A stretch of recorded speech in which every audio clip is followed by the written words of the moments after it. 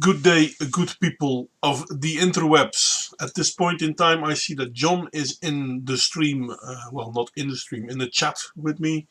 I don't know if anyone else is here, so I am going to give it a few moments of time before I'll get going with the cola and COVID stream.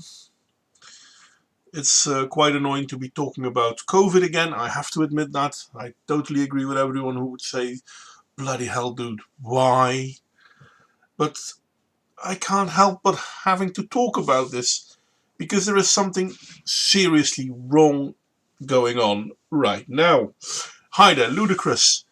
So yeah, it's not just me and John then. I haven't anyone with me as I talk to you guys, so if someone wants to join, let me know. I mean, you're sure welcome, and if not, then yeah, sure, not. I do want to talk about a few small things going on in, well, Europe at this point in time, which is quite annoying. The things that we are seeing, the Wuhan fever, yes. You dislike cola? Well, but you're English, so who cares?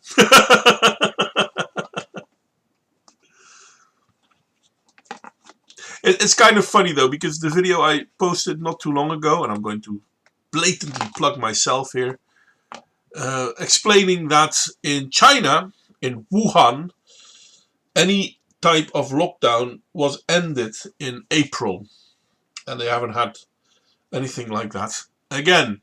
They're actually making commercials on tourism boards to get tourism back to Wuhan.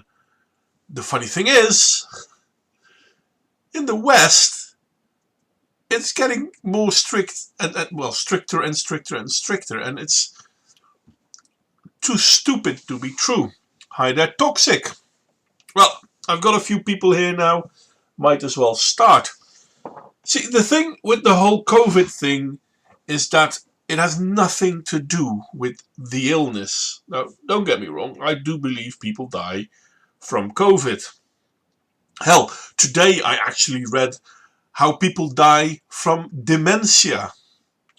I didn't know that was a terminal thing. I mean, yeah, you were old when you got dementia, fair enough. But apparently people can actually die from it. 16,000 people in the Netherlands alone die from dementia. And worldwide, we are at 1.5 COVID deaths, sorry, 1.5 million COVID deaths, which is quite a lot. Not nearly as much as diarrhea, though, which is at nearly 2 million. Well, a little less than 2 million. So, and then people will say, yeah, but 1.5, that's, you can't compare it because that's not over a whole year. And that's not true, because Corona has been with us for over a whole year. Remember, it started in December in China. It might get worse, who knows? But the funny thing is that you can't really talk about what's good or what's bad. Now, why can't you? Well, because people don't want you to. And when you do, they will ignore you. I will show you the numbers from the Netherlands, because obviously I don't have the numbers from all over the world, but I do have some numbers from the Netherlands. Come here, you silly program. There you go. Don't worry about the text. It's all in Dutch. I'll not give a lot of attention to that. But I will go to the graph. Now, this graph here is positive tested people. Now, this is from the 31st of August till today. Well, not today, because it's still 7 December. It's per week. But if I go from the start, we will see that at the start, we nearly had no positively tested people because we didn't test. Now we have over 10,000 positive tested people at the height in October.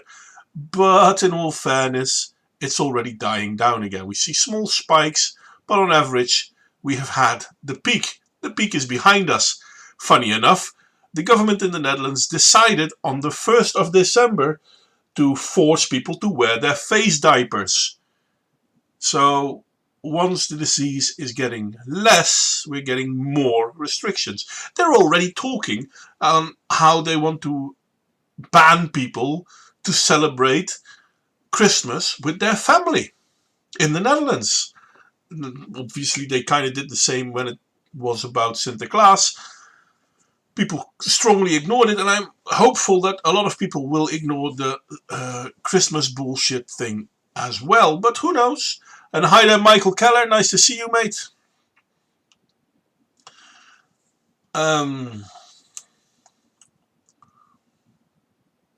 Mr. Islander Monkey.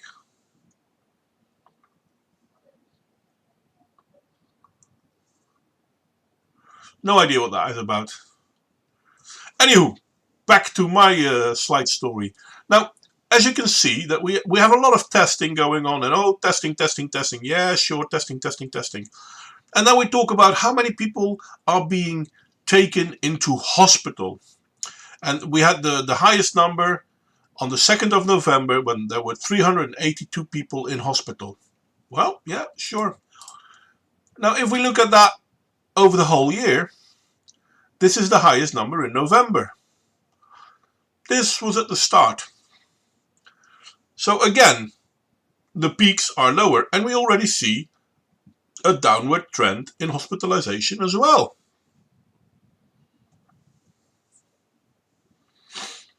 Okay, thank you, Michael. I didn't know that. This is the most interesting image I'm going to show you, or rather, it's not interesting, but I think it's interesting. This is the amount of people that have died from corona, or rather died with corona, to be honest. But yeah, never mind. These are the people that died with corona or from corona in the last few months. And as you can see, we have a downward trend. This is how it looked at the beginning of the year. Huge spike, downward trend. Spike, downward trend in the end of the year. Could that mean that we will have two spikes, one at the end of the year and one at the beginning of the year? Maybe, I doubt it, but let's see, or let's wait and see. Now, if we look at the age and sex of the victims, and this is all the Dutch numbers, but I'm pretty sure these numbers are roughly the same everywhere around the world, or at least everywhere around the Western world, because the Dutch aren't that much more healthy than, for example, the Spanish. We will see that nearly in all cases there are more men dying than women dying, but at the age of 90 there is a shift.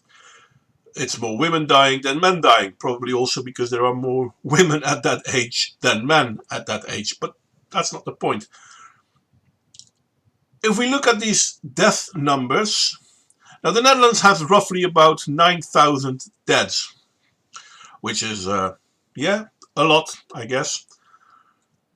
For a year, it's not that much. I mean, in the Netherlands, about 4,000 people die because they fall. Something like that. About 13 a day. Back to the numbers. If you are younger than 60, you don't really have a lot of chances to die of this disease. 55 to 50, there were 100 men, let's say 130 men and women died. 90 men, 40 women. But if we go to the old ages, yeah, all of a sudden we have a lot of death. But we are blocking people from going to schools and museums and shops, or no, well, not blocking them, we're facing them to wear face diapers. But there's hardly anyone dying under the age. Hell, I mean, you can't even see them under the age of 40, 45. You don't see a stripe, you don't see a strip going up. Another funny thing, and I don't have the image for that one, but another funny thing is, and this is also true in most of the Western countries, there are more people dying that are immigrants than of the natives. Less of the natives people die than the refugees, immigrants, whatever you want to call them. Now, obviously, That's racism, because a virus apparently cares about your skin color. No, it's not racism. The thing is far more dubious than that. It's a vitamin D deficiency. People with other than white skin in Northern Europe will have a vitamin D deficiency.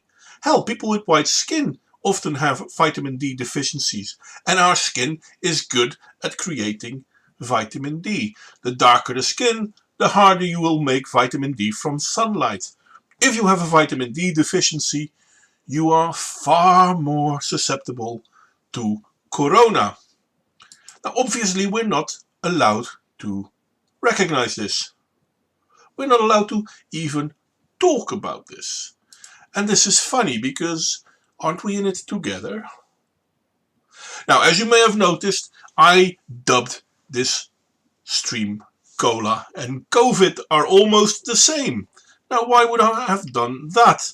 And there is an interesting thing about the whole corona thing. Because in most European countries, testing is, well, it has become a mantra. You have to test stuff, you have to test it more, and if you're done testing, you have to test some more. Ich werde jetzt hier live I should have had that opened already, my bad. Now, in Austria, a member of the, I think it was the FPÖ, I could be wrong, Michael Schnellitz did something interesting, and I'm going to share it with you. I'm not going to play the whole video, because in all fairness I could, but that's boring. No, I'm going to try and show you the two things that matter the most. Because he did test the corona test. Now, I'm going to start, and I'm going to let him talk. I'll turn the sound down a bit because it was rather loud in my humble opinion. I'm going to let him talk. Thank you, FPÖ. Thank you.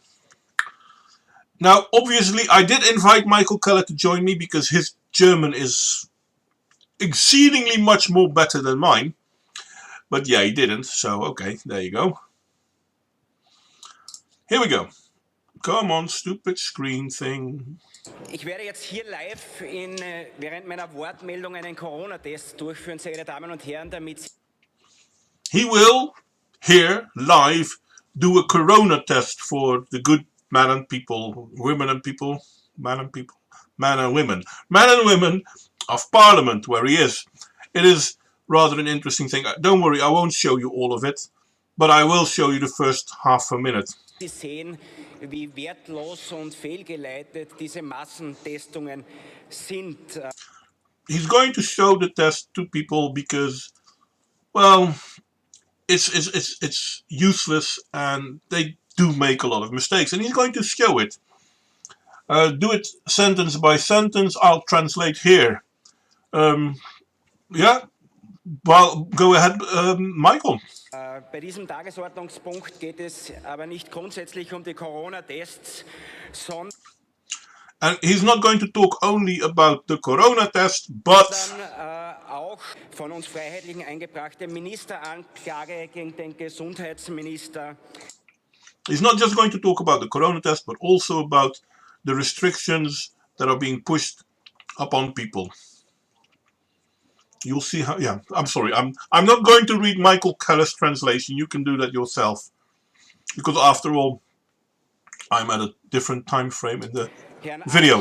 Sehr geehrte Damen und Herren, in diesem Zusammenhang, im Zusammenhang mit dieser Ministeranklage, sind Sie heute hier als Abgeordnete quasi die Geschworenen, auch wenn nicht hier ist, links neben mir die Ministeranklagebank und sehr geehrte Damen und Okay, basically he's telling people now that you're here, etc., etc., etc. I'm going to try to jump to the spot where he will start the test. Now, I've listened to it all. Oh, come on. There you go. I've listened to it all. Basically, it's the same rhetoric that most of us already know. We are being lied to. And it's so bloody obvious but they're actually paying millions to get tests that are bogus. We're blocking people from going to their job. We're blocking people from earning a living, meeting their family, going to school, forcing them to wear face diapers, which in themselves bring a lot of health risks. Sorry, hiccup. But here he will start the test. Now you can't really see it because it's under the play button, but between the two microphones here, there is the test laying on the ground. Well, not on the ground, on the table. Here we go. Ich habe hier mitgebracht einen Test direkt aus einem Ministerium. He brought the test from the ministerium. He's opening the packaging of the swab. Mit dem auch die Massentests in einem Ministerium durchgeführt werden. And this test is actually being used within the ministry to do mass testing, according to him. Und, meine Damen und Herren, den Patienten unter Anführungszeichen handelsübliche Cola. Und ich darf jetzt den Test insofern durch. And he's going to test it with cola. Now, I don't know how many people of you know, for example, the alcohol test or THC tests. They're basically the same thing. It's a plastic casing with in it a piece of paper. You can't really see it's paper, but it's in there, and it's been coated with all sorts of chemicals, and then you put a piece of urine, a droplet of urine, not a piece, a droplet of urine or a droplet of spittle. You put in it, it soaks it up, and then in the end, after a few minutes, you will see if you test positive or negative. This is what he's going to do now. He's going to take a bit of cola from with the how do you call those things? The swabs? I can't remember the English word for it. And put it in the test. Here we go. Dass ich dieses Cola nehme und auf den Massentest, den Sie auch verwenden, auftrage.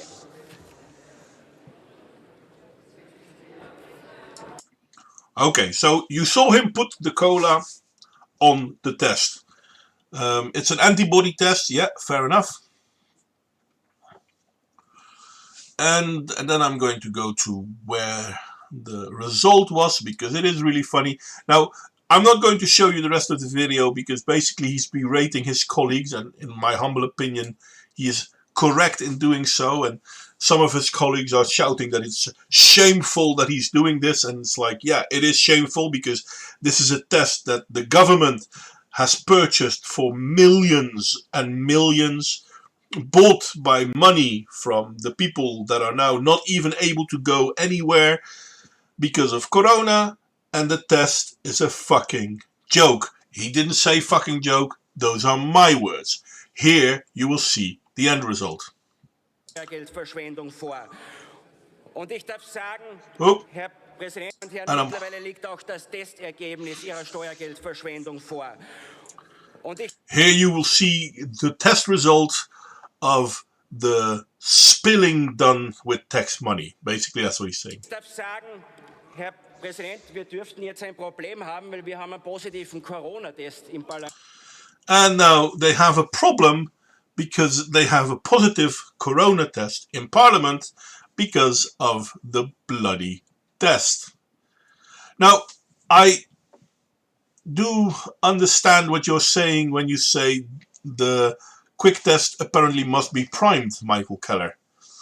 But, yeah, I don't know that stuff needs to be put in preparation liquid. I've never heard of that, to be honest. These sort of tests usually is just the fluid that's needed. Because if you need to add other fluids, that might tamper with the test. So I don't think Russia today is correct in this. It kind of does look like, as I said, alcohol test, THC test, all of those tests. So yeah, I'm going to stop sharing the video because who cares? So now we have a disease, apparently, that is so deadly that, yeah, people die from it, that's true, but not a lot. And it's so scary that the less of the disease we are having, the more restrictions we are being put upon us, and societies still humbly accept the nonsense being poured over them. Now, obviously, this isn't the biggest news in the world, apparently, because everyone needs to talk about the election results of America. But I think this is the biggest news, because this is politicians basically grabbing power. It's not just the politicians. I'm wondering who's behind the politicians. Well, they've copied Volksverpetzer, but even if RT is right or not, the quick test must be primed. It's not suitable for mass testing. Prime it wrong, result is wrong. I never heard that this sort of testing needed to be primed, though. But yeah, you could be right. I didn't know this particular test. The fact that it gives a positive on cola, whether primed or not, does kind of mean that the test must be, well, it may not be as, how do you call it? Not predictable, reliable. It may not be as reliable as people are being told. I mean, we're still being told that the PCR test is 99% reliable, even though every person that actually knows about the PCR test will tell you the PCR test is not to give a diagnosis. It's to help find certain things. But yeah, having RNA of something in a PCR test, yeah, that's not it. I will defer to your intelligence on that one, Ludicrous. For the people who will not read it, Ludicrous said some bioanalytical tests do need cofactors. And why do I defer to his authority on this one? Because, yeah, he knows more about this stuff than I do, by far. But we all remember Tanzania, the papaya, the goat, and the rainworm testing positive for COVID too. Yes, that's the problem of it. There's a lot of fake results, apparently. And somehow governments are pushing these fake results into fearing us even more. Because we have to be scared. And as I showed you a moment ago, just in the Netherlands alone, the numbers are dwindling. The peak we had this time, and this is the second wave, or the third wave, I don't know. These waves come so fast nowadays. The peak of this wave is less than half of the previous peak. So, yeah, I don't know. It doesn't seem as bad as people want to tell us. I mean, in what was it, June, we had about 6,000 dead, and now we have about 9,000 dead in the Netherlands for COVID. Again, either because of COVID or with COVID, not my part of the argument at the moment, but the first wave was 3,000, and the second wave, which seems to already be going down, is sorry, the second wave is 3,000. The worst is the first one was 6,000. The second wave is 3,000, and it's already going down. Now maybe we will get an uptick again when the weather gets a lot more cold than it is now, or maybe we have reached a semblance of herd resistance, not herd immunity. Come on, let's be honest. Herd immunity sounds fun, but this is kind of like the flu. In the flu virus, it's a constantly changing one. So no matter what we do, we'll never be 100% safe from this.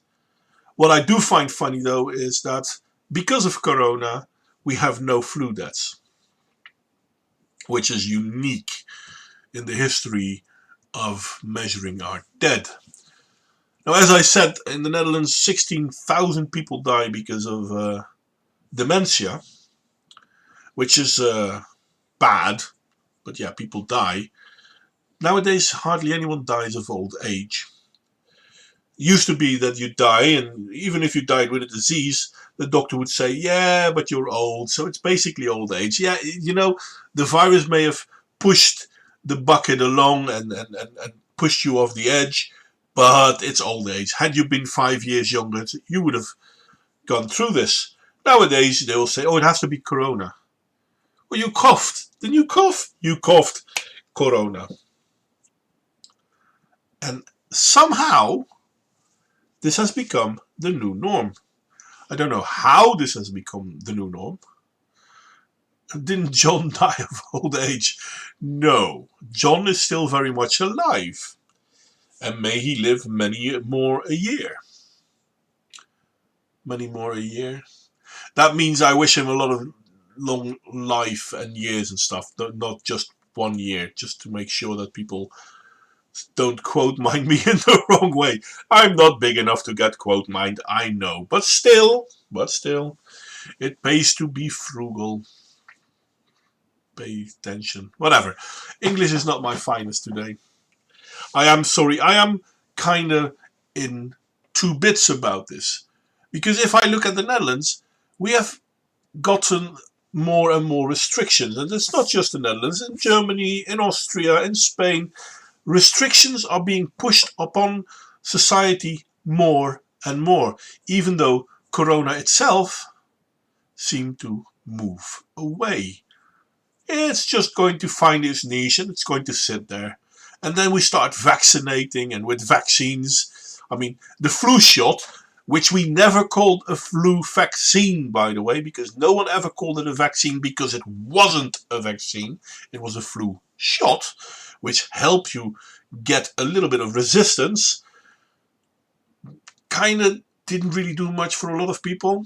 I mean, I know I'm one of the people that should take a flu shot every year, and when I was younger I did, and then I stopped because I got more sick of the flu shot than of the flu.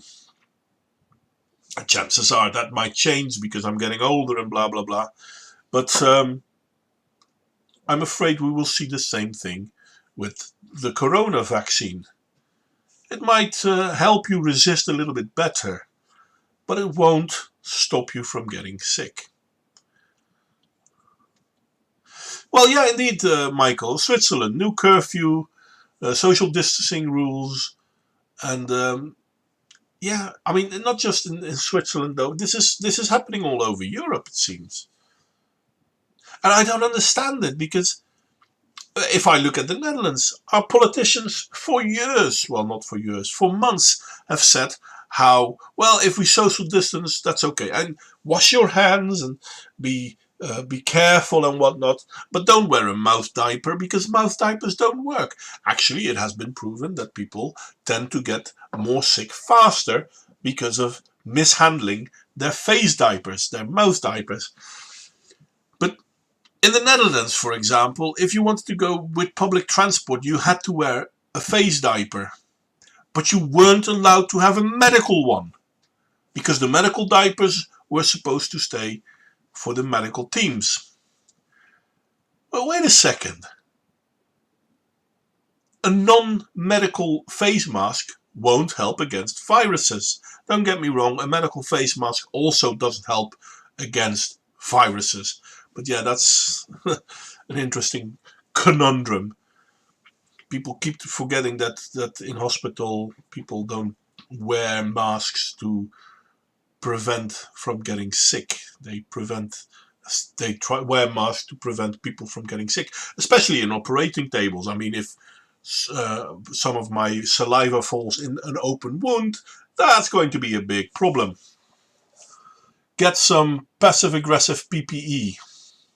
Well,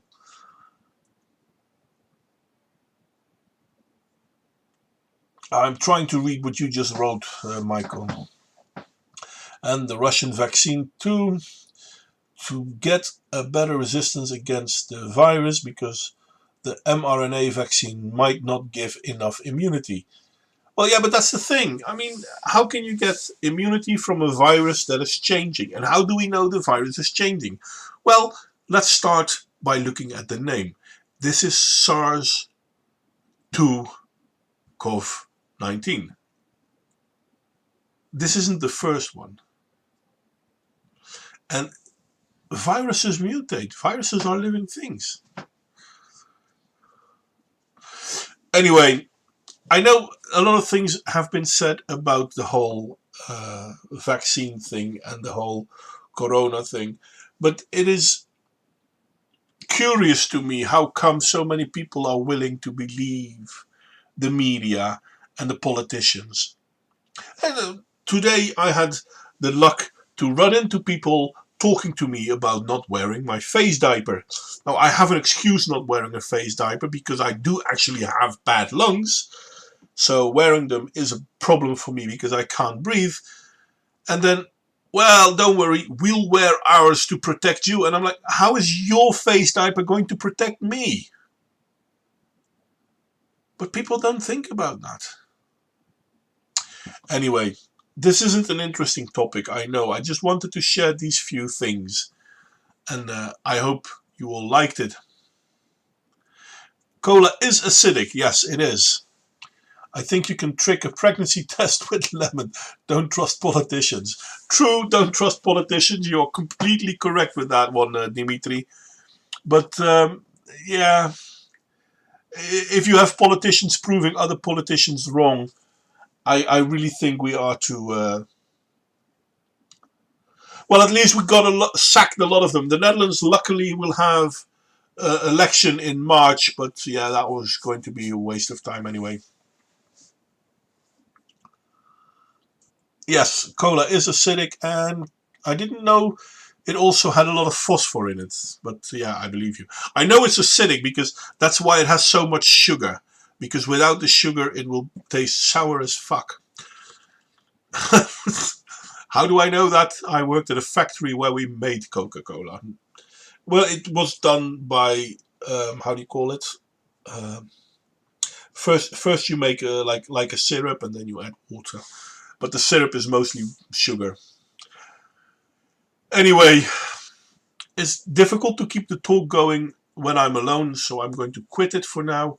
Thank you all for coming. I hope you enjoyed my little cola and COVID thing. And whatever you do, people, stay well and don't be too scared. Don't bet on elections being held, Modwayne, with emergency law and the pandemic. I think they'll postpone any election. You know, you could be right, Michael. And if that were the case, I really do think that the people of the West need to stand up to retrieve the freedoms that they have already lost. I mean, can you imagine that you can't go onto the street after a certain... I mean, there are curfews in Switzerland, right? There are curfews in other countries as well. They were talking about curfews in the Netherlands. As if a virus keeps track of time. But never mind that. People, I wish you all a very good day. I hope to see you all next week. And, well, till next time.